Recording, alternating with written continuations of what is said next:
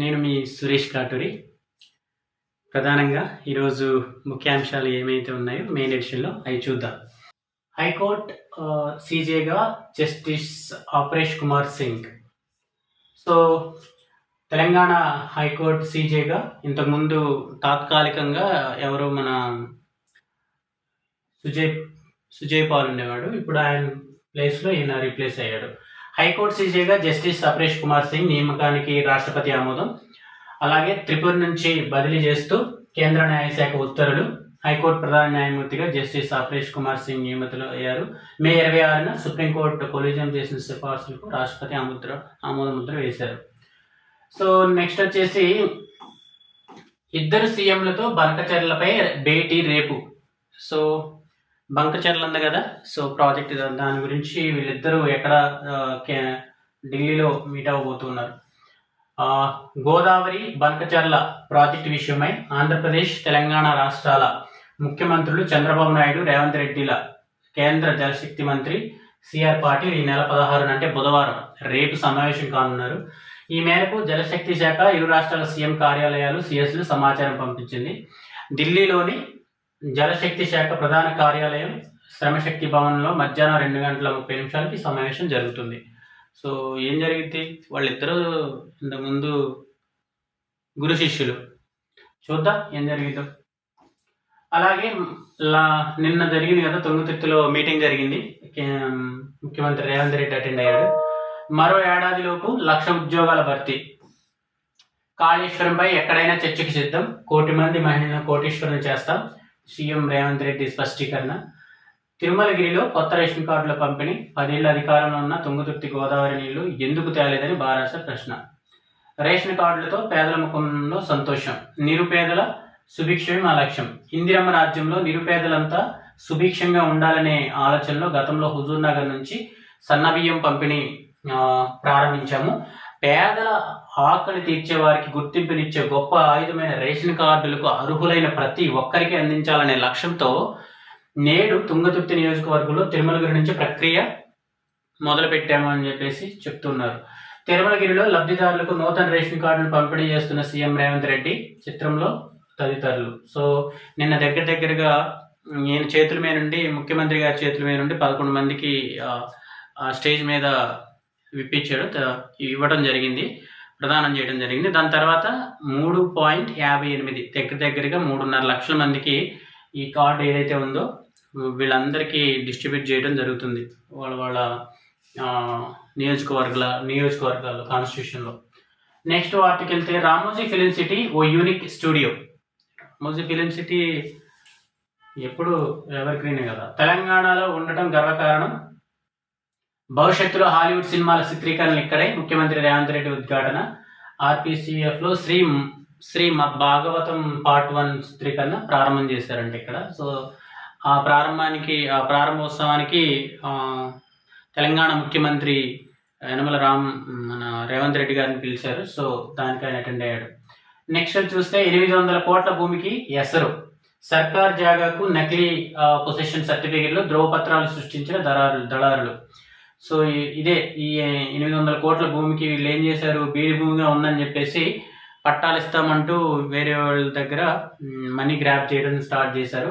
ఒక్కసారి దీన్ని కోట్ల విలువైన సర్కారు ఏకంగా దానికి ఏంటంటే ఆ భూమిని ప్రభుత్వ గోశాలకు కేటాయించడంతో అక్రమాలు వెలుగులోకి వచ్చాయి. ప్రభుత్వం ఏం చేసింది, గోశాలకు కేటాయించిందంట. సో పట్టాలు ఇస్తామంటూ కోట్లలో అడ్వాన్సులు వసూలు, ఈ భూమిని ప్రభుత్వం గోశాలకు కేటాయించడంతో అక్రమాలకు వెలుగులోకి వచ్చాయి. సో ఒకసారి మనం చూస్తే 800 కోట్ల విలువైన సర్కారు భూమి ఏకంగా దానికి దళారులు ఎసరు పెట్టారు. యాజమాన్య హక్కులు కల్పిస్తామంటూ హైదరాబాద్కి చెందిన పలువురు నుంచి కోట్లు వసూలు చేశారు. ఆ భూమిని ప్రభుత్వం అధునాతన గోశాల నిర్మాణానికి ఎంపిక చేసింది. సో ఒక్కసారి ప్రభుత్వం గోశాలకి ఎంపిక చేయగానే ఎవరైతే వీళ్ళు ఉన్నారో లూటీ చేసిన వాళ్ళు వీళ్ళందరూ ఆ దళారుల మీద పడ్డారు. బీడుగా ఉండడంతో అక్రమార్కులు కన్ను. ఇది బీడు భూమిగా ఉండటం వలన ఇది దానివల్ల వాళ్ళు చేయగలిగారు. సో కాటన్ చూస్తే బోగిల్లో కిక్కిరిసిన ప్రయాణికుల దృశ్యాలే నమోదయ్యాయి. సార్ నిన్న చూసాం కదా, ప్రతి బోగిలో కెమెరాలు పెట్టాలని చెప్పేసి ప్రతి టైంలో రైలు ఇంజిన్లు బోగిల్లో నిఘా కెమెరాలు. So cotton. అలాగే నెక్స్ట్ వార్త వచ్చేసి గోవా గవర్నర్గా అశోక్ గజపతిరాజు. ఎన్డీఏ భాగస్వామ్య పక్షాల నుంచి తేదేపాకు తొలి అవకాశం. హర్యానా గవర్నర్గా ముగిసిన దత్తాత్రేయ పదవీ కాలం. ఆ స్థానంలో అశ్విన్ కుమార్ ఘోష్. లద్దాఖ్ ఎల్జీగా లెఫ్టినెంట్ గవర్నర్గా కవీందర్ గుప్తా. అలాగే నెక్స్ట్ వార్త మనం చూస్తే దివికేగిన జగదేక సుందరి. ప్రముఖ నటి సరోజాదేవి కన్నుమూత. చిన్ననాడే నటనా రంగంలో పలు భాష 200 పైగా చిత్రాలు, అందాల 200 పైగా చిత్రాలు తను నటించడం జరిగింది. ఫిలిం సిటీలో ఓ unique studio, Ramoji film city అనేది ఓ యూనిక్ స్టూడియో అని చెప్పేసి ముఖ్యమంత్రి రేవంత్ రెడ్డి ఉద్ఘాటించారు. సో అలాగే ఇది 800 కోట్ల భూమికి ఎసరు ఇంతకుముందు చూసాము. ఈయన ఏమన్నాడు, సభా వేదికపై రేవంత్ రెడ్డి చిత్రంలో ఏముల వీరేశం వీళ్ళందరూ కూడా తదితరులు ఉన్నారు. ఏడాదిలోపు 1,00,000 ఉద్యోగాలు భర్తీ చేస్తామంట. ఈ మాటలు ఏమో నాకు అర్థం కాదు, గాలి మాటలు ఇవన్నీ.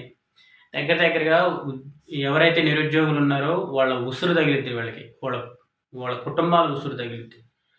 గత ప్రభుత్వంలో 10 సంవత్సరాలు పరిపాలించిన వాళ్ళు ఏం చేయలేదు. వీళ్ళు కూడా వచ్చిన ఆ 10 సంవత్సరాల్లో ఏ అయితే పెండింగ్ ఉన్నాయో వాటికి నోటిఫికేషన్ ఇచ్చి 60,000 ఉద్యోగాలు మేము ఇచ్చినాం అంటున్నారు. అలాగే ఇప్పుడు 1,00,000 ఉద్యోగాలు ఇస్తారంట ఎవరన్నా. ఇద్దరు సీఎంల బంకచర్ల భేటీ రేపు.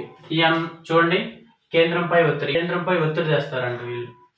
కృష్ణా గోదావరి జలాల్లో తెలంగాణకు రావాల్సిన ప్రతి నీటి బొట్టును సద్వినియోగం చేసుకోవాలని, న్యాయపరంగా రావాల్సిన నీటి వాటాల సాధనకు కేంద్రంపై ఒత్తిడి పెంచడంతో పాటు కృష్ణా నదిపై తెలంగాణలో ఉన్న ప్రాజెక్టులు వెంటనే క్లియరెన్స్ ఇవ్వాలని, నీటి కేటాయింపులతో పాటు ప్రాజెక్టు నిర్మాణానికి ఆర్థిక సాయం అందించాలని కేంద్ర ప్రభుత్వాన్ని రేవంత్ రెడ్డి కోరనున్నారు. కృష్ణా గోదావరి జలాల విషయంలో తెలంగాణ ప్రయోజనాలు పరిరక్షించుకోవడంతో పాటు ఇంతకాలం జరిగిన అన్యాయానికి శాశ్వతమైన పరిష్కారాలు సూచనలతో ఆయన ఒక ప్రకటనలో తెలిపిందనమాట. ఈ నేపథ్యంలో బుధవారం కేంద్ర మంత్రితో సమావేశం తెలంగాణ నీటి వాటా సాధనతో పాటు నిర్మాణంలో ఉన్న ప్రాజెక్టు అనుమతులు, నీటి కేటాయింపులు, కొత్త ప్రాజెక్టుల గురించి కూడా వీళ్ళు పట్టుబట్టాలని నిర్ణయించారు. మాస్క్ ముచ్చట తీరుతుందా? ఇప్పటివరకు అమెరికాలో 2 పార్టీలు ఉన్నాయి, రిపబ్లికన్ తర్వాత వేరే పార్టీ. ఇప్పుడు చాలా మంది 3వ పార్టీలు పెట్టారు కానీ వాళ్ళు అంత సక్సెస్ అవ్వాల. ఎలాన్ మాస్క్ ముచ్చట తీరుతుందా? ప్రపంచ కుబేరుడు ఎలాన్ మాస్క్ కొత్తగా అమెరికా పార్టీని స్థాపించారు. అగ్రరాజ్యంలో 2 పార్టీల వ్యవస్థను అది మార్చగలదా అన్నది పెద్ద ప్రశ్న. గతంలోనూ అక్కడ కొన్ని వర్గాలు, కొందరు ప్రముఖులు 3వ పార్టీని స్థాపించిన ప్రయోజనం లేకుండా పోయింది. అయితే ఎలాన్ మాస్క్ ఉన్నంత ప్రాచుర్యం, అపార వనరులు గతంలో పార్టీ పెట్టిన వారు ఎవరికి లేదు. చూద్దాం, వెయిట్ అండ్ సీ. 6,000 కోట్ల ఫీజులు బకాయిలు ఏవైతే ఉన్నాయో చెల్లించాలి.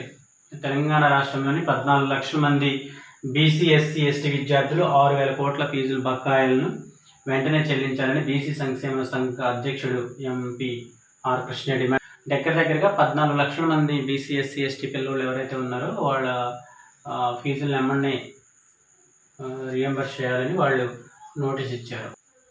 తరచూ మూత్ర విసర్జన, తస్మాత్ జాగ్రత్త. సో 10 నుంచి 12% పురుషుల్లో ప్రోస్టేటైటిస్ సమస్య. ఏఐఎన్యు పరిశీలనలో వెల్లడి. తరచూ మూత్ర విసర్జన వెళ్లాల్సి వస్తుందా? పురుషుల్ని ఈ సమస్య ఎక్కువగా వెంటాడుతుందా? అప్రమత్తం కావాల్సిందే. చాలా మంది పురుషులను ప్రోస్టేటైటిస్ సమస్య వేధిస్తున్నట్లు వైద్య పరిశీలనలో తేలింది. నగరంలోని Asian institute of nephrology and యూరాలజీకి వచ్చే ఎక్కువ మంది రోగుల్లో ఈ సమస్య గుర్తించారు. ఎస్పెషల్లీ 30 నుంచి 50 సంవత్సరాల లోపు ఎవరైతే ఉన్నారో ఈ సమస్యను అధికంగా ఎదుర్కొన్నట్టు తెలిసింది. అయితే ప్రస్తుతం ఎక్కువ మందికి ప్రోస్టేట్ క్యాన్సర్, ప్రోస్టేట్ పెరగడం గురించి అవగాహన ఉంది. సో ప్రోస్టేటైటిస్ గురించి పెద్దగా తెలియకపోవడం వల్లనే, వెంటనే అప్రమత్తం కాకపోవడం వల్లనే లేదని వైద్యులు తెలిపారు. ఈ కారణంగా సమస్య మరింత తీవ్రంగా మారుతుందని, మూత్రనాళ ఇన్ఫెక్షన్ ఏదైతే ఉందో దానికి కారణం, దీనికే ఎక్కువ కారణం అన్నమాట మూత్రనాళ ఇన్ఫెక్షన్. సో ఎక్కువ మందికి ప్రోస్టేటైటిస్ సోకుతున్నట్లు పరిశీలనలో తెలిపారు. ప్రధాన కారణాలు వచ్చేసి మూత్రనాళ ఇన్ఫెక్షన్, సురక్షితం కాని శృంగారం, మూత్ర మార్గం సంకోచం, ప్రోస్టేట్ పెరగడం, కొందరిలో క్షయవ్యాధి. సో అలాగే కనిపించే లక్షణాలు తరచూ మూత్ర విసర్జన, మూత్రం ఇంకా మిగిలినట్లు అనిపించడం, తర్వాత మూత్ర విసర్జన సమయంలో నొప్పి, మంట, వృషణాల్లో అసౌకర్యం, అంగస్తంభన తర్వాత నొప్పి, అంగస్తంభన సమస్యల్లో వీర్యంలో రక్తం పడడం, కొందరిలో తీవ్రమైన జ్వరం. సో ఏమన్నారంటే నిర్లక్ష్యం చేయొద్దు అంటున్నాడు. ప్రోస్టేటైటిస్ లక్షణాలు కనిపించాక ఏమాత్రం నిర్లక్ష్యం చేయకుండా వెంటనే వైద్యం సంప్రదించాలి. ఒకవేళ సంప్రదిస్తే వెంటనే 4 నుంచి 6 వారాల లోపులోనే ఒక కోర్సు వాడితే అది ప్రోస్టేట్ తీవ్రత లక్షణాలు తగ్గుతాయి. ప్రోస్టేటైటిస్ తీవ్రంగా ఉండి పుండులా మారితే మాత్రం శస్త్రచికిత్స చేయాల్సి వస్తుంది. చికిత్స ఆలస్యమైతే జీవన నాణ్యత దెబ్బతింటుంది. వ్యాధిపై అవగాహన ఉండటం, నాణ్యమైన చికిత్స తీసుకోవడం ద్వారా సమస్య నుంచి పూర్తిగా బయటపడవచ్చు. సో తస్మాత్ జాగ్రత్త. ఒకవేళ ఇంకా ఈ లక్షణాలు ఎవరైనా మీకు తెలిసిన వారు ఎవరైనా ఉన్నా చాలా జాగ్రత్తగా ఉండాలి. తరచూ మూత్ర విసర్జన, తస్మాత్ జాగ్రత్త. ప్రోస్టేట్ క్యాన్సర్ అయ్యే అవకాశం ఎక్కువగా ఉంది. ఎందుకండి ఈ తరం అమ్మా నాన్నలు ఇద్దరు ఉరుకుల పరుగుల జీవితమే. ఇంటికి వచ్చాకైనా అది ఆగుతుందంటే లేదు. దాంతో తొందరగా అన్నం తినిపించాలన్న అమ్మ, కాసేపే కదా మీటింగ్ పూర్తి చేయొచ్చని నాన్న పిల్లలకు ఫోన్లు ఇచ్చేస్తుంటారు. మీది అదే పరిస్థితేనా? అయితే జాగ్రత్త పడాలంటున్నారు పరిశోధకులు. బీ కేర్ఫుల్ పిల్లల విషయాల్లో. మనం కాస్త సమయం అనుకుంటాం కానీ అది చాలానే అంటున్నాయి తాజా ఎయిమ్స్ రాయ్పూర్ పరిశోధనలు. మన దేశంలో 5 ఏళ్ల వయసులోపు పిల్లలు రోజుకు 2.5 గంటలు 2.22 గంటల స్క్రీన్ చూడడం గడిపేస్తున్నారట. ఇది ప్రపంచ ఆరోగ్య సంస్థ, ఇండియన్ అకాడమీ ఆఫ్ పీడియాట్రిక్స్ సూచించే దానికంటే 2 రెట్లు ఎక్కువ. సో వీలే కాదు, 2 ఏళ్ల కంటే తక్కువ వయసున్న పిల్లలు కూడా రోజుకి సరాసరి 1.23 మినిట్స్ తెరకి కళ్ళప్పగిచ్చేస్తున్నారట. ఈ వయసు పిల్లలకు WHO సూచించింది. జీరో టైం, అధికతర సమయం వల్ల పిల్లల్లో భాషా నైపుణ్యాలు, కాగ్నిటివ్ సామర్థ్యం తగ్గటమే కాదు, ప్రవర్తన లోపాలు, ఊబకాయం, నిద్రలేమి, ఏకాగ్రత లోపించడం వంటి అనేక సమస్యలు వచ్చే ప్రమాదం ఉందని హెచ్చరిస్తున్నారు నిపుణులు. అయితే పిల్లలు ప్రతిదీ చుట్టూ ఉండే వాతావరణం నుంచే నేర్చుకుంటారు కాబట్టి తల్లిదండ్రులు తెర విషయంలో జాగ్రత్తలు పాటించాలని చెప్తున్నారు. వాళ్ళకు పూర్తిగా స్క్రీన్ దూరం చేయడం కష్టం, కానీ టెక్ ఫ్రీ జోన్లు ఏర్పాటు చేయడం, స్క్రీన్ విషయంలో పక్కగా ఉండటం, ఆటలకు సమయం కేటాయించడం, ముఖ్యంగా తినేటప్పుడు ఫోన్ ఇవ్వకపోవడం వంటివి చేయడం ద్వారా ఈ ప్రమాదం నుంచి బయటపడేయచ్చని నిపుణులు సూచిస్తున్నారు. మరి రూపాయికే న్యాయ సలహా.